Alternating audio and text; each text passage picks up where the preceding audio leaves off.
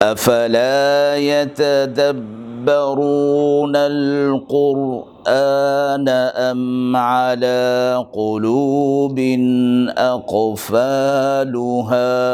تو کیا یہ لوگ قرآن میں غور نہیں کرتے یا دلوں پر قفل لگ رہے ہیں؟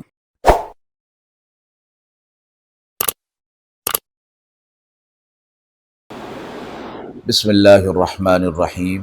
السلام علیکم ورحمۃ اللہ وبرکاتہ۔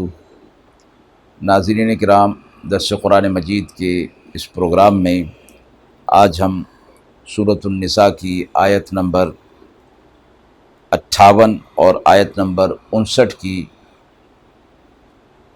ترجمہ اور تفسیر آپ حضرات کی خدمت میں پیش کر رہے ہیں۔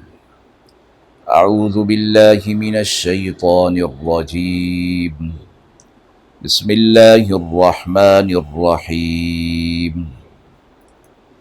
ان اللہ یأمرکم ان تؤدوا الامانات الى اہلها وَإِذَا حَكَمْتُمْ بَيْنَ النَّاسِ أَن تَحْكُمُوا بِالْعَدْلِ إِنَّ اللَّهَ نِعِمَّا يَعِظُكُمْ بِهِ إِنَّ اللَّهَ كَانَ سَمِيعًا بَصِيرًا۔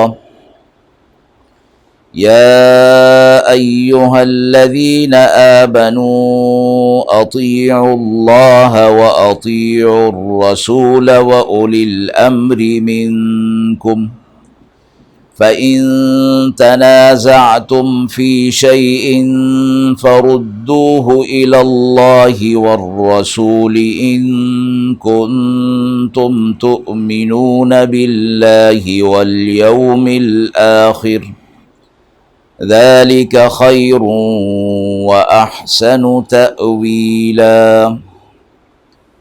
آیت مبارکہ کا ترجمہ ملاحظہ فرما لیں۔ بے شک اللہ تمہیں حکم دیتا ہے کہ امانتیں امانت والوں کو یعنی ان کے اہل کو پہنچا دو، اور جب فیصلہ کرنے لگو لوگوں کے درمیان تو انصاف کا فیصلہ کرو۔ اللہ تمہیں اچھی نصیحت کرتا ہے، بے شک اللہ سننے والا دیکھنے والا ہے۔ اے ایمان والو، اللہ کی اطاعت کرو اور اللہ کے رسول صلی اللہ علیہ وسلم کی اطاعت کرو، اور جو تم میں اولو الامر ہیں، حاکم ہیں، ان کی بھی اطاعت کرو۔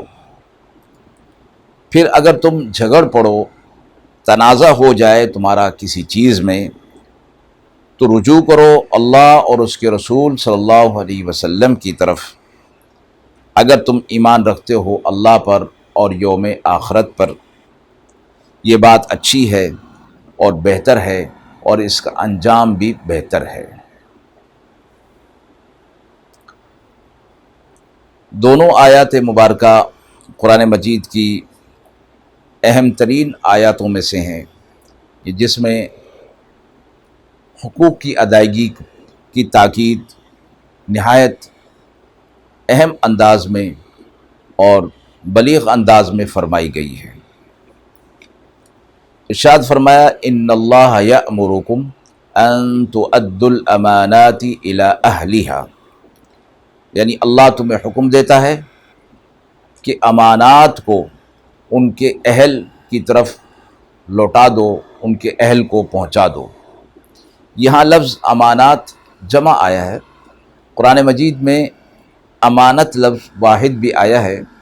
سورہ احزاب پارہ نمبر 22 میں انا عرضنا الامانۃ علی السماوات والارض، یہاں امانات لفظ جمع فرمایا گیا تو اس میں تمام حقوق آ گئے جو کسی پر عائد ہوتے ہیں اور جن کی ادائیگی واجب ہوتی ہے، اور اہلہا سے مراد وہ تمام لوگ آ گئے جن کے متعلق وہ حقوق ہیں اور جن کے متعلق وہ حقوق عائد کیے گئے ہیں۔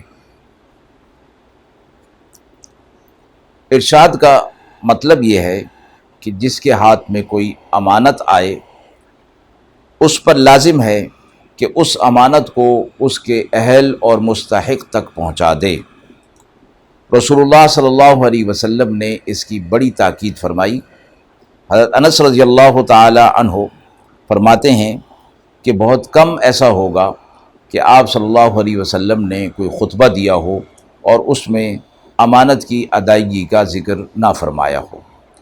اس سے بھی امانت کی ادائیگی کی تاکید اور اہمیت معلوم ہوتی ہے۔ آپ صلی اللہ علیہ وسلم فرمایا، جس میں امانت داری نہیں اس میں ایمان نہیں، اور جس شخص میں معاہدے کی پابندی نہیں اس میں دین نہیں ہے۔ لفظ امانات جمع کے صیغے کے ساتھ استعمال فرمانا اس بات کی طرف اشارہ ہے کہ اس سے مراد یہ نہیں کہ کسی کے پاس کوئی مال ہو یا کسی کے پاس کوئی چیز رکھی ہو تو اس کو امانت سمجھا جائے اور وہ امانت دوسرے تک پہنچانا ہی امانت کی ذمہ داری سمجھا جائے، بلکہ امانت کی کئی قسمیں ہیں۔ فرمایا گیا کہ جو حکومتی عہدے اور منصب ہوتے ہیں یہ بھی سب اللہ کی امانتوں میں داخل ہیں، اور وہ حکام اور افسران بالا جن کے ماتحت وہ منصب آتے ہیں، جن کے ہاتھ میں اختیارات ہوتے ہیں، ان کے لیے جائز نہیں کہ کوئی ایسا عہدہ کسی ایسے آدمی کے سپرد کریں جو عملی اور علمی لحاظ سے اس کا اہل نہ ہو۔ اگر اس طرح کیا گیا تو یہ بھی امانت میں خیانت ہوگا۔ ایک حدیث میں نبی اکرم صلی اللہ علیہ وسلم نے فرمایا، جس شخص کو عام مسلمانوں کی کوئی ذمہ داری سونپی گئی ہو، پھر اس نے کوئی عہدہ کسی شخص کو محض دوستی اور تعلق داری کی بنا پر بغیر اہلیت کے معلوم کیے ہوئے اس کے سپرد کر دے تو اس پر اللہ کی لعنت ہے۔ نہ اس کا فرض مقبول ہے نہ نفل، یہاں تک کہ وہ جہنم میں داخل ہو جائے۔ نہایت ہی اہم بات فرمائی گئی۔ اسی طرح ایک اور حدیث مبارکہ میں فرمایا گیا کہ جب دیکھو کہ تم کاموں کی ذمہ داری ایسے لوگوں کے سپرد کر دی گئی ہے کہ جو اس کام کے اہل نہیں، تو پھر اس فساد کا کوئی علاج نہیں، اب تم قیامت کا انتظار کرو۔ ایک اور حدیث میں فرمایا گیا کہ جس شخص سے کوئی مشورہ لیا جائے وہ امین ہے، یعنی اسے چاہیے کہ مشورہ لینے والے کے لیے وہ بات اس کو بتائے کہ جو اس کے لیے بہتر ہو۔ اسی طرح فرمایا کہ وہ امانت اس کے پاس ہے اس کا مشورہ، اور کسی دوسرے سے اس کا ذکر نہیں کرنا چاہیے، اور اگر حالات اور واقعات کے خلاف کوئی بات ہو تو وہ مشورہ نہیں دینا چاہیے۔ آیت کے اگلے حصے میں فرمایا وَإِذَا حَكَمْتُمْ بَيْنَ النَّاسِ أَن تَحْكُمُوا بِالْعَدْلِ، جب تم لوگوں کے درمیان فیصلہ کرنے لگو تو حق اور عدل انصاف کے ساتھ فیصلہ کرو۔ آیت کا یہ حصہ ان سے متعلق ہے کہ جو مقدمات کا فیصلہ کرتے ہیں، جن کے ہاتھ میں اختیارات ہوتے ہیں، یا جرگہ کے بڑے ہوتے ہیں، یا لوگ جن کو فیصل مقرر کرتے ہیں، ان سے متعلق یہ آیت کا حصہ ہے کہ جب تمہیں ایسی صورت پیش آ جائے کہ جس میں تمہیں یہ فیصلہ کرنا پڑ جائے۔ بین الناس کا لفظ لا کر یہاں فرما دیا کہ ضروری نہیں کہ وہ مسلمان ہوں، وہ غیر مسلم بھی ہو سکتے ہیں، وہ دشمن بھی ہو سکتے ہیں، وہ غیر وطن اور غیر زبان غیر نسل کے بھی ہو سکتے ہیں، لیکن یہ ضروری ہے کہ معاشرے میں امن اور امان قائم رکھنے کے لیے لوگوں کے حقوق لوگوں تک پہنچتے رہیں۔ یہ بات ضروری ہے کہ مقدمات کا فیصلہ عدل اور انصاف کے تقاضوں کو سامنے رکھ کر کیا جائے۔ جب یہ کام پورا ہوگا تو معاشرے کے اندر امن و امان ہوگا۔ اور گہرائی میں جا کر یہ بات دیکھی جائے تو جب کسی کو حق نہیں ملتا اور فیصلہ عدل اور انصاف کا نہیں ہوتا تو فساد وہیں سے شروع ہوتا ہے۔ آیت میں کہ پہلے جملے میں ادائے امانت کا حکم پہلے دیا گیا اور دوسرے میں عدل اور انصاف کا حکم بعد میں دیا گیا۔ فرمایا گیا کہ اس ترتیب میں بھی اللہ کی طرف سے ایک خاص حکمت ہے کہ جب حقوق پورے کیے جائیں گے تو پھر اختلاف اور تنازع کی صورت بہت کم ہوگی۔ تو اس لیے فرمایا کہ پہلے حقوق ادا کیے جائیں، امانات پوری کی جائیں، تو پھر اس کے بعد جب عدل اور انصاف کے تقاضے سامنے آئیں تو ان کو ان کے مطابق پورا کیا جائے۔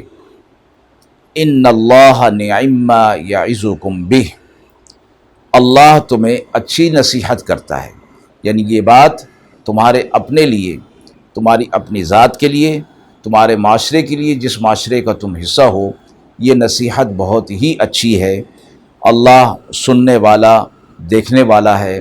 جو کچھ تم کہتے ہو، جس نیت کے ساتھ تم کہتے ہو، جو کچھ تم کرتے ہو، جس نیت کے ساتھ تم کرتے ہو، اللہ رب العزت ان نیتوں کو جانتا ہے۔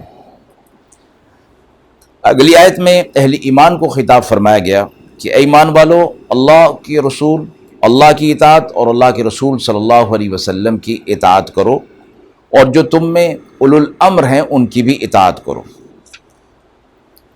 اللہ اور اس کے رسول صلی اللہ علیہ وسلم کی اطاعت کا حکم تو قرآن مجید میں جا بجا فرمایا گیا۔ یہاں اولو الامر کا لفظ فرمایا گیا، اس سے مراد فرمایا گیا کہ وہ لوگ ہیں کہ جن کے ہاتھ میں انتظام اور انصرام ہوتا ہے، جو اختیارات ان کے پاس ہوتے ہیں، جو کہ شریعت کے حکم کے تابع نہیں ہوتے بلکہ ملکی قوانین کے تحت ہوتے ہیں۔ تو فرمایا یہ اولو الامر لوگ یہ ہیں، ان کی بھی اطاعت فرمایا کہ اس دائرے کے اندر، اس حد کے اندر ہوگی کہ اللہ اور اس کے رسول صلی اللہ علیہ وسلم کے احکامات کی خلاف ورزی نہ ہونے پائے۔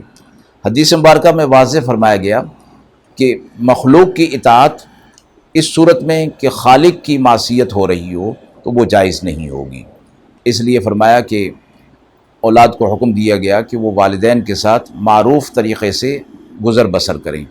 اگر ان کے والدین کوئی ایسی بات کہیں جن کے بارے میں انہیں علم نہیں، یہ اللہ کے ساتھ شرک کرنے کا کہیں، تو پھر ان کی بات کو نہیں مانا جائے گا، لیکن دنیاوی معاملات میں ان کے ساتھ معروف طریقے پر رہا جائے گا۔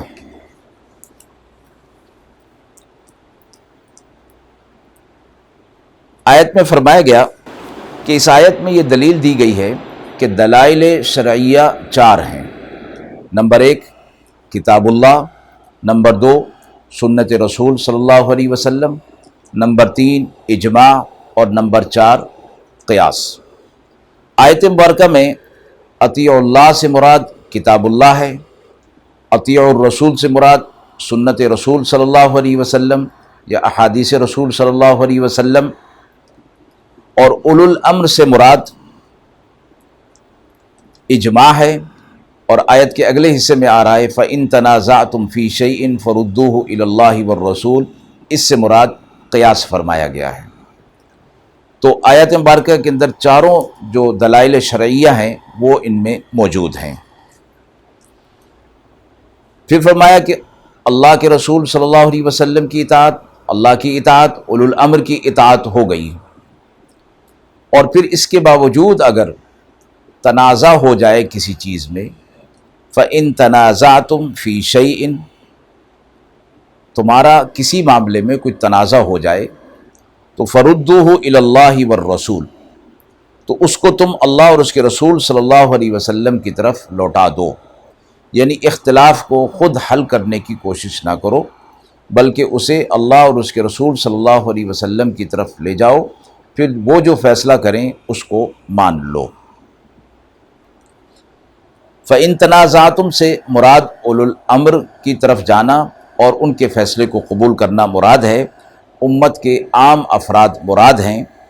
اس سے یہ بات واضح ہو گئی کہ آپس کا اختلاف ہو سکتا ہے، اور اس اختلاف کو ختم کرنے کی جو صورت بتائی گئی ہے وہ یہی ہے کہ اللہ اور اس کے رسول صلی اللہ علیہ وسلم کی طرف اس بات کو لوٹا دیا جائے اور پھر وہ جو فیصلہ کریں اس کو مان لیا جائے۔